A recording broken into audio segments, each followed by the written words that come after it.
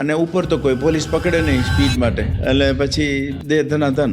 તમે પ્લેન ચલાવો છો, હાજી, તમે જેટ ચલાવો છો, હેલિકોપ્ટર પણ ચલાવો છો. શું કામ, શું જરૂર પડી એની? નાયરબીમાં કામ ચાલુ કર્યું ને પછી અમે 1 કરી ફેક્ટરી, 2 કરી, 3 કરી. પણ પછી મારું ડ્રીમ હતું, હું કોઈ દિવસ હેલિકોપ્ટરમાં બેઠો નહોતો. એક દિવસ હું ગાડી ચલાવતો હતો, ફેક્ટરીએથી આવતો હતો અને મને પોલીસે પકડ્યો, કારણ કે ઓવર સ્પીડિંગ હતું. ઓવર સ્પીડિંગના ત્યાં 1000 શિલિંગ ફાઇન હતું ત્યારે. આઈ એમ ટોકિંગ અબાઉટ 15 વર્ષ પહેલા. 1000 શિલિંગ વોઝ ટુ મચ, પણ મને ટાઈમ વોઝ મોર ઇમ્પોર્ટન્ટ, એટલે હું જલ્દી ચલાવતો હતો. એના અમે અબાઉટ 1-1.5 કલાક એની સાથે માથાકૂટ કરી, તો એ પછી ન માન્યો, એટલે એનું ફાઇન ભરીને હું નીકળી ગયો. તે દિવસથી મેં ડિસાઈડ કર્યું કે હારું આ ગાડી ચલાવવામાં આમાં મને 1.5 કલાક બગડી અને આ બધી મગજમારી થાય તો કરું શું કે જે આ પ્રોબ્લેમ ના થાય. મને પ્રોબ્લેમ આવે ને એમાં હું પ્રોબ્લેમને હું પોઝિટિવ લઉં, એમાં શું હું કરું કે આ પ્રોબ્લેમ ના આવે. પછી મેં વિચાર્યું કે એક જ છે કે આ રોડ બંધ કરી દો, હેલિકોપ્ટર લઈ લો.